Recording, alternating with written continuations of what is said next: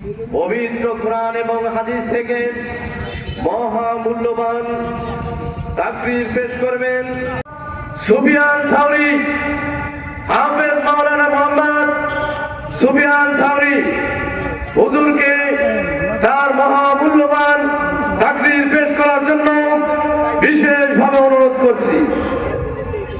আসসালামু আলাইকুম ওয়া রাহমাতুল্লাহ। আলহামদুলিল্লাহ আলহামদুলিল্লাহি ওয়া কাফা ওয়া সালামুন আলা ইবাদিহিল্লাযীনা ইসতাফা। আম্মা বা'দ ফাআউযু বিল্লাহি মিনাশ শাইতানির রাজীম। বিসমিল্লাহির রাহমানির রাহিম। ইন্নামা ইয়াখশাল্লাহা মিন ইবাদিহিল উলামা। ওয়া ক্বালা an-নাবিয়্যু সাল্লাল্লাহু আলাইহি ওয়া সাল্লাম ফাদলুল আলিমি আলাল আবিদি কাফাদলি আলা আদনাকুম। সাদাকাল্লাহুল আযীম। আলহামদুলিল্লাহ, সমস্ত প্রশংসা ওই মহান রব আল্লাহ সুবহানাহু ওয়া তাআলার দরবারে, যে রব্বুল ইজ্জত ওয়াল জালাল আমাদেরকে এমন একটি মজমার মধ্যে আসার বসার তৌফিক দান করলেন। এই জন্য আমরা সবাই দিল থেকে শুকরিয়া আদায় করে সবাই পড়ছি আলহামদুলিল্লাহ। আল্লাহ নবী সাল্লাল্লাহু আলাইহি ওয়াসাল্লাম বলেন, লা ইয়াকউদু কওমুন ইয়াযকুরুনা আল্লাহা আযজা ওয়া জাল্লা ইল্লা হাফাতহুমুল মালায়েকা ওয়া নাযালাত আলাইহিমুর রাহমা ওয়া গাশিয়াত আলাইহিমুস সাকিনা ওয়া যালিকা লিমান ইনদাহু।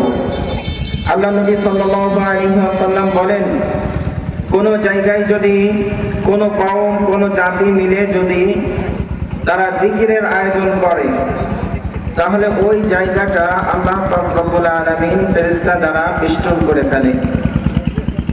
অগাশিয়াত আলাইহিমুর রাহমা, এবং সেইখানে আল্লাহ পাক রব্বুল আলামিন রহমত নাযিল করতে থাকেন। ওয়া নাযালাত আলাইহিমুস সাকিনা, এবং আল্লাহ তাআলা সেইখানে সাকিনা বর্ষণ করতে থাকেন। ওয়া যাকারাহুমুল্লাহু ফীমান ইনদাহ, এবং আল্লাহ পাক রব্বুল আলামিন ওইরকম একটি জামাত নিয়ে, ফেরেশতাদের জামাত নিয়ে ওই জামাতের উপর গর্ব করতে থাকে। তাহলে আমরা এই হাদিস থেকে বুঝি, এখন আমরা যেখানে উপস্থিত আছি এই জায়গাটা ফেরেশতা দ্বারা এখন বেষ্টন করা আছে, আর এইখানে আল্লাহ পাক রব্বুল আলামিন রহমত নাযিল করতে আছেন। এই জন্য আমরা সবাই এদিকে খেয়াল রাখবো। আজকের এই দিনটা, এই রাতটা খুবই গুরুত্বপূর্ণ রাত। এই জন্য আমরা চেষ্টা করব আমাদের সমস্ত কাজকর্ম থেকে ফারেগ হয়ে আমরা এই প্যান্ডেলের মধ্যে চলে আসা। আল্লাহ তাআলা সে তৌফিক আমাদেরকে দান করুক, আমিন।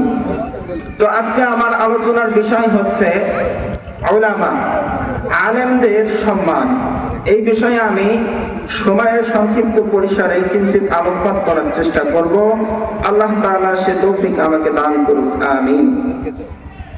আল্লাহ রাব্বুল আলামিন বলেন, ওয়া আওরাসনাল কিতাবাল্লাযীনা আসতাফাইনা মিন ইবাদিনা। আমি ওই সমস্ত মানুষকে আগে থেকেই বাছাই করেছি যাদেরকে আমি কিতাবের জ্ঞান দান করব। তাহলে আমরা বুঝি আল্লাহ তাআলা ওই সমস্ত মানুষকে আগে থেকেই বাছাই করেছেন যাদেরকে আল্লাহ পাক রব্বুল আলামিন কিতাবের ইলম দান করবেন। তাহলে কাদেরকে দান করবেন? যারা আল্লাহ তাআলাকে বেশি ভয় করে। আর তারা আল্লাহকে বেশি ভয় করে, আল্লাহ তাআলা সূরা ফাতিরের 28 নম্বর আয়াতে বললেন, ইন্নামা ইয়াখশাল্লাহা মিন ইবাদিহিল উলামা। আল্লাহ রাব্বুল আলামিন বলেন, নিশ্চয় উলামায়ে কেরাম, নিশ্চয় জ্ঞানী ব্যক্তিরাই আমাকে বেশি ভয় করে। আর এই জ্ঞানী ব্যক্তিরাই যেহেতু আল্লাহকে ভয় করে, এই জন্য আল্লাহ পাক রব্বুল আলামিন এই জ্ঞানী ব্যক্তিদেরকে আগে থেকেই বাছাই করেছেন, আর এই কিতাবের ইলম তাদেরকে দান করেছেন। সুবহানাল্লাহ। এখন একজন জানা মানুষ আর একজন অজানা মানুষ কখনোই এক হতে পারে না। আল্লাহ রাব্বুল আলামিন সূরা জুমারের 9 নম্বর আয়াতের মধ্যে এটা বলতেছেন, কুল হাল ইয়াস্তাউযিল্লাযীনা ইয়া'লামুনা ওয়াল্লাযীনা লা ইয়া'লামুন।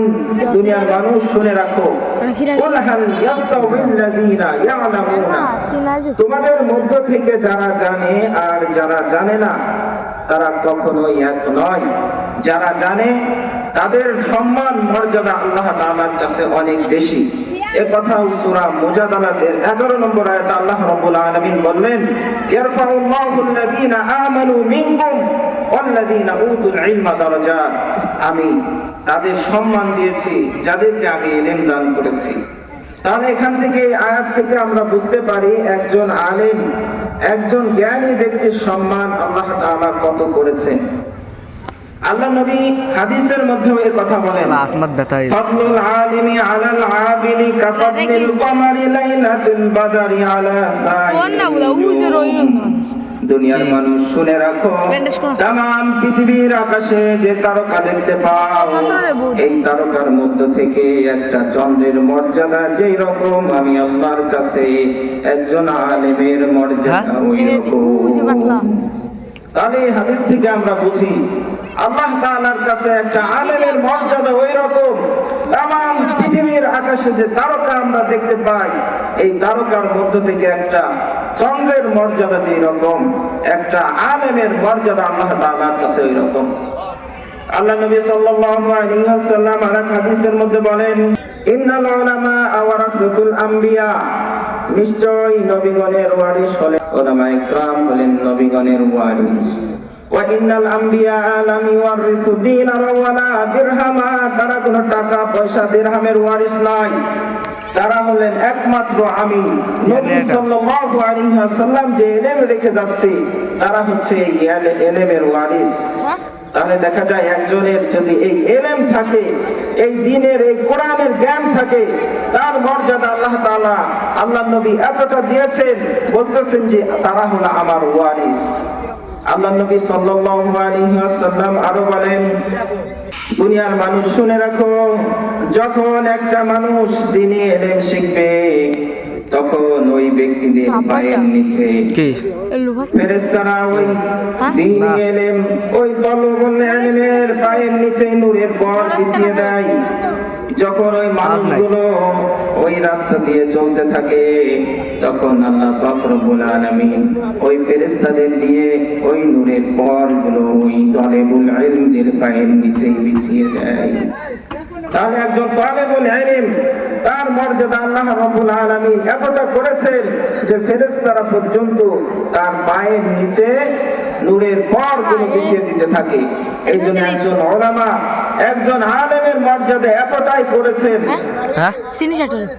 যে আল্লাহ নবী সাল্লাল্লাহু আলাইহি ওয়াসাল্লাম আরো হাদিসের মধ্যে বলেন, দুনিয়ার মানুষ শুনে রাখো, যে ব্যক্তিগুলো এই কোরআন শুনবে, কোরআন পড়বে, কোরআনগুলো প্রচার করবে, ফাআহাল্লা হালালাহু ওয়া হাররামা হারামাহু আদখালাহুল্লাহুল জান্নাহ, যে ব্যক্তিগুলো কোরআন শিখবে, কোরআন প্রচার করবে, তাদেরকে আল্লাহ পাক রব্বুল আলামিন কিয়ামতের ময়দানে এমন এমন ক্ষমতা দিবেন যে তারা অনেক মানুষদেরকে সুপারিশ করে জান্নাতে নিয়ে যাইতে পারবেন।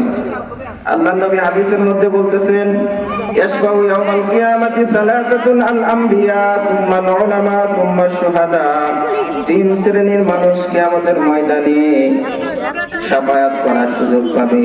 তার মধ্যে একটা হচ্ছে আলেম, আরেকটা হচ্ছে নবীগণ, আরেকটা হচ্ছে শহীদগণ।